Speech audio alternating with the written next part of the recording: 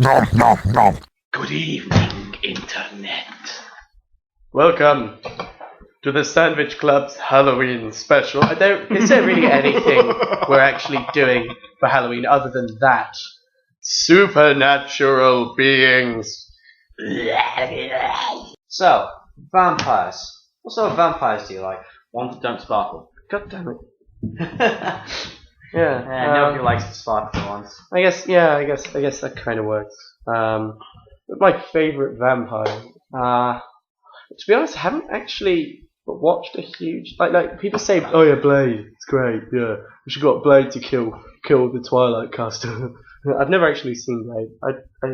I did once watch a thing on YouTube which was Buffy the Vampire Slayer mixed with Twilight, and they'd edited it quite well actually, apart from the fact that she was wearing different clothes every few minutes. Oh yeah.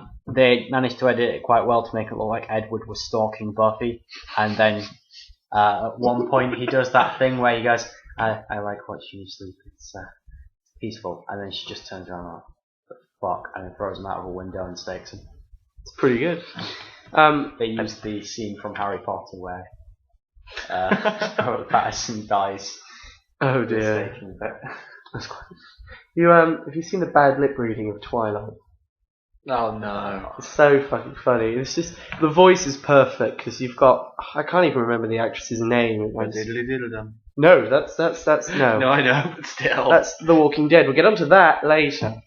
But oh yeah, we're definitely going to talk about zombies. yeah, they got the voice. They got the voice perfect because she has this sort of flat expression, like she just walked into a wall 3 minutes prior to recording. So, hey, did I ever tell you about the time I put a jelly baby in my ass? You know, oh, I don't know, something like that. It's just It basically blurs the line between Twilight and 50 Shades of Grey even more. well, not really. I was just making that one up. I can't remember any exact examples, but you know when she pulls these weird sort of Okay, face. You mean her only face? Well, no, when Edward says something dark and mysterious, and it leaves her baffled, and she sort of looks like she's trying to regurgitate several fragments of a dead virgin, and she's just sort of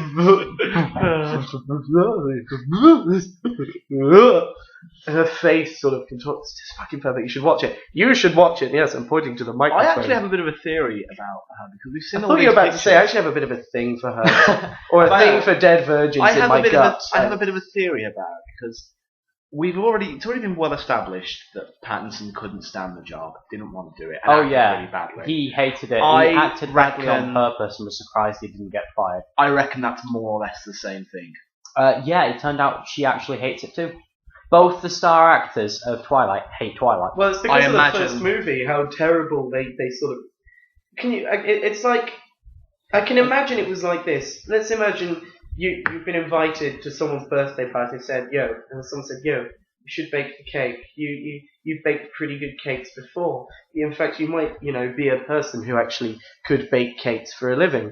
And then you turn up and it's all gone terribly wrong. You've had to stuff the middle of it with a toilet roll because it collapsed. And, everyone's really disappointed. I can imagine you do hate baking cakes after that one ordeal. So I can imagine them with acting. Well, It's no, sort they of don't like that hate from now acting. I think they hate Have the you role. seen her in the Snow White thing? She did Snow White and the Huntsman. I heard she actually wasn't too bad in that. Yeah, I didn't see the movie, but I've seen quite a few of the trailers, and Yeah. she does actually look like Did she actually move her facial Yeah, muscles? she actually has facial I expressions imagine it's in that. basically Oh, wow. a case of they both were like, do you want a lead role in this? God, yes. Read the script, oh God, what have I done? And then acted really bad By to try and that get point, fired. they were already in a contract they couldn't get Yeah. out of, apparently. So they They were might just acting have terribly. been the director. They were just... the That's director was also yeah. terrible. To be honest, Which explains why oh he god, didn't I heard fire she might them be when doing they were 50 acting Shades badly. of Grey as well. Who? What's her face? The director. Oh, the director.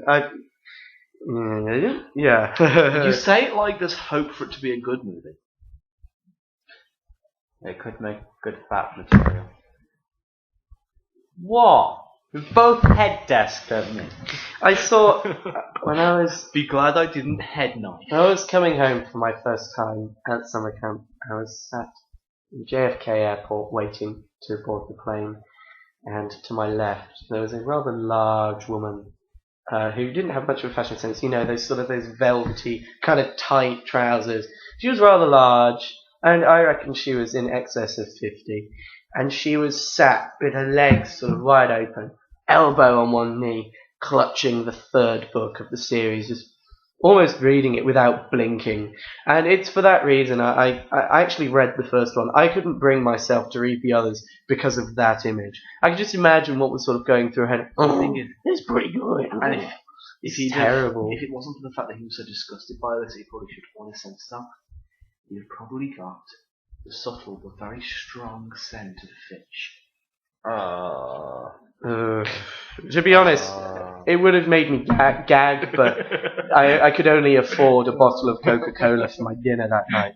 I spent my last money on the last of my earnings on the train to the airport. So I was kind of, it's just my whole body was kind of going into shutdown mode at that point. I have to say, for a Jew, you were fucking awful at budgeting. I know. I am pretty bad. Well, no, it's just the problem with me is if I get large quantities of money, like a student loan, it's you like want to spend it on the shiny things. Money, I'm gonna spend it on stuff. Oh fuck, where did it go? I and then everything. And then I keep going there, like I will help. I will feed you if you need it. And he's like, nah, it's fine. I'll have ostrich burgers.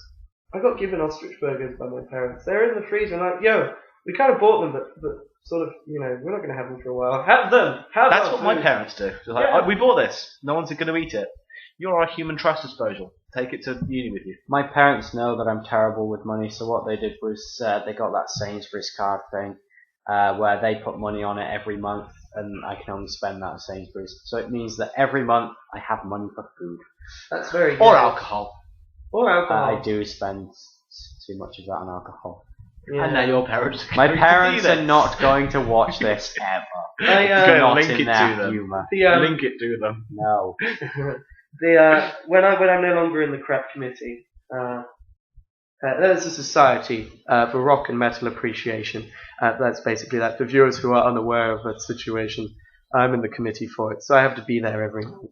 When I'm no longer there, when I'm no longer part of the committee, I'm just going to not show up to crap, and I'm going to love it. I'm going to buy alcohol that's cheaper because it's not from a bar. I'm going to sit in my room, in my chair, completely naked with a bottle of wine and go, I have nothing to do this evening, and just drink and be very happy, and maybe cry myself to sleep. No, I'm going to come and start dragging you. No, I'll lock my door. It's great. That didn't stop him last year. Yeah, it really didn't. It's because he tripped over you and then nearly... No. He threw me into your door. And I accidentally pushed her and she fell over into it. Yeah, I remember that. That was... Ladies and gentlemen, don't play with your housemates, you'll break doors. It was a shit door, to be fair. It's made out of 2 pieces of MDF and some cardboard. Yeah. If I'd have wanted to break into that room, I don't think anything would have stopped me with the old door. Could probably have... If they were a burglar, they probably could have smashed through it and it'd still been so light it wouldn't have made a noise. It sort of went... And that's it. Yeah. Creaking of wood. All that would have happened would have been a slight ripping sound that they'd gone through it. Like paper. Hang on, we've kind of gone off the We went way off topic. Yeah, yes. We were on vampires. Well, my favourite kind of vampire was the one from Being Human. Because I liked how they did have the sort of same things the classic vampires did, but not to that extreme. So, for example, they could go out in sunlight, but they were rather weak in sunlight. It's basically like a ginger going out in sunlight. Okay, yeah. And everyone looks at them, and it draws attention. It's like, what the fuck? It's ginger in the vampire. No, it's like going out if you're ginger and hungover in the sunlight. Oh no. That's what it's like. And with the drinking blood thing, they can avoid drinking blood, but it's like a heroin addict trying to give up drugs. It's just not very, very, very difficult. Very, very, very difficult, and they relapse. And they end up getting the runs. Really. Have you ever seen Trainspotting? Heroin gives you constipation. I'm no longer constipated. Best fucking scene ever. He dives into the toilet. Anyway, diversions, tangents. Right, what's up next? Werewolves? No. No, they're not going to talk about werewolves. Werewolves. They've just been made shit. They've been made shit by. Guess, Brian. Oh, those ones that they're not, I have they're to not express. werewolves. Yeah, they're not werewolves. They're shapeshifters. Ugh. I have to express a little bit of Twilight knowledge here. I've read the books. They're not technically werewolves. They're shapeshifters that turn into wolves. Sorry, that was me slapping Brian for knowing too much about Twilight. My sister got me the books for Christmas once. Does it mean you have to read them? I decided to read them so I could have a informed opinion. I just read this blog where a guy went through the first book. He put the actual quotes and everything up and just explained why it was shit. And I agreed with most of what he said. He also had a running counter of stuff like whenever Bella's stupid, whenever she's a bitch, whenever Edward's talked about for being perfect. Is that a drinking game, sorry? No. If it was, you die. Yeah. Okay. That sounds like a fucking challenge. I'm gonna put my Maybe hand we here. should do that. It was a series of books. That means I have to watch Twilight. No. You read them. No! It was Okay. We have to have a designated narrator reading it in some fucking awful voice. There is what I've got to say here. I did read them, and at the time didn't think they were so bad. But then, having heard a lot of stuff about them separately, I've got to agree that they're not very good. When you sort of look back at it. Look back at it. Yeah, when you sort of you read a story, I guess if it's really that awful, you kind of learn to block out. It's also I'm easily placated. Placenta. Yeah, you're easily placenta. The thing is, though, I'm easily placated. I'm easily amused, kept entertained. That sort of it's like when most films I watch. When I read 50 Shades of Grey, the only reason I actually got that book was I got a free sample on the iTunes store because yes, I'm an Apple product user. Sorry, yes, I'm an Apple product user. I have iBooks. Cheap. I got a free sample of 50 Shades of Grey, not really knowing what it was about. I heard a lot about it, but never really heard enough. So I read the sample and thought, oh dear, it's a bit saucy, but maybe a storyline will come of it. We've got back onto this topic again. No, so I read it. It's I don't because know. Twilight keeps getting mentioned. It just happens. Yeah, but the thing is, I sort of was sort of reading 50 Shades, and it was just like, okay. So far, it goes this way. There's mystery, sometimes a bit of an argument, and then they have kinky fuck sex. Kinky fuck sex. Yes, that's a new thing. Kinky fuck sex. Oh, and don't forget this. I'm going to fuck sex you. This phrase, kinky. This phrase is the main reason I cannot take 50 Shades of Grey seriously, and I found it from the voice of Duke Nukem, or someone who does a very good impression of it. Reading. No, it was actually the voice of Duke Nukem. Oh dear. This one phrase is the reason I cannot take 50 Shades of Grey seriously in the slightest. My inner goddess was doing the dance of the seven veils. Now try and imagine that being said by Duke Nukem.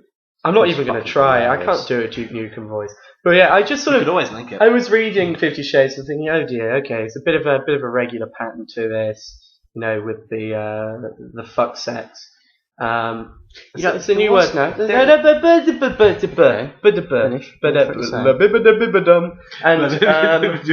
there was I sort of got to this point where I thought, okay, it's the same thing over and over. Is there going to be a storyline coming out? Oh, here's a story. Oh, it's over. And that was it. It was the most anticlimactic book ever. There is a good parody that was made of it though. It's on Amazon. It's called 50,000 Shades of Grey by Stuart Ashen. Yes.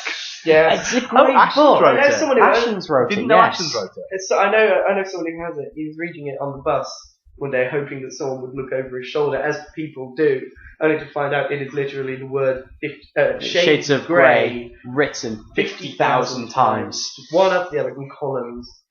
It's a great reference book for how to spell Shades of Grey. Yeah. And you just turn to any page, any column, any line, and there it is, Shades of Grey. I do wish that they'd had each one in different shades of grey though. There's actually a book called 50 Sheds of Grey, which is a picture book of 50 sheds, all in in grayscale. Also, isn't there also 50 Shades of Sparkling Vampires or something like that? I don't know about that one. I remember there was one that was like 50 Shades of Burberry, which is a chav version. Oh, God. And then there was 12 Flavors of WKD, was sequel to it. Oh god. Something like that. It was stupid. The Kinky thing chat is, though, sex. this person is bathing in riches of what she must know is a terrible book.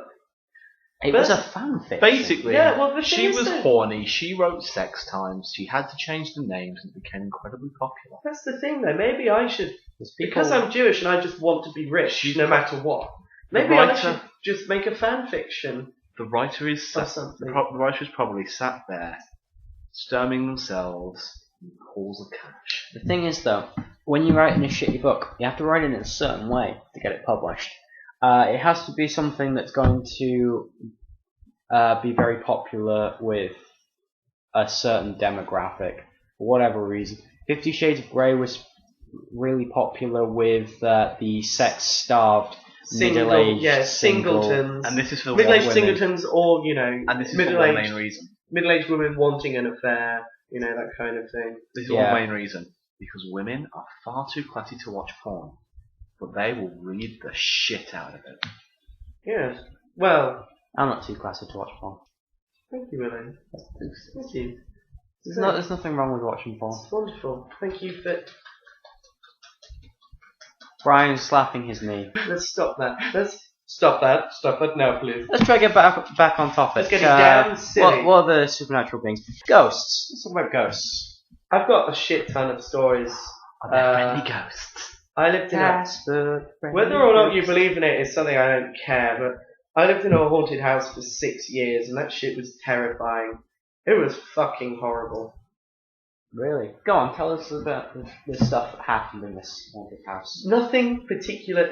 When people say I lived in a haunted house, you sort of expect them to say, well, I was walking up the stairs and this white man ran down and went, And the cutlery started floating. and the cutlery started floating, and I woke up in the middle of the night and I received a blowjob from nothing, and that kind of thing.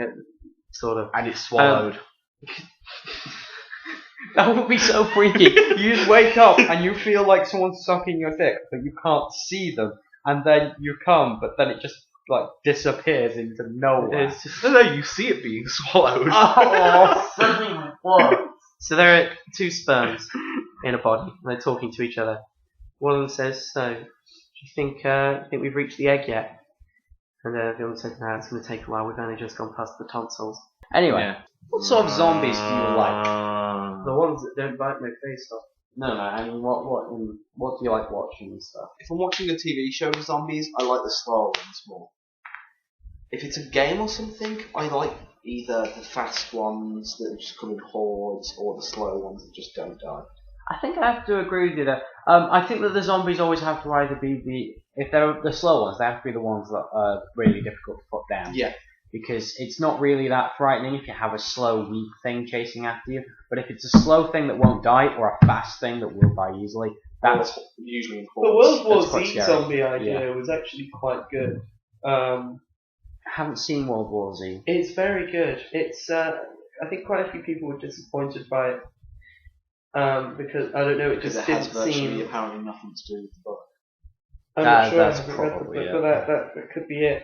But I found it sort of was a bit too fast moving, as in the actual kind of, okay, we're going to go here. Oh, and now we're going to go to the other side of the world, and we're going to go back to the other side of the world, and now we're in Wales. The Oatmeal did a Venn diagram of things they had in common, and there was a slot over the book, and the things they had in common was they're both called World War Z. So they don't even both have zombies.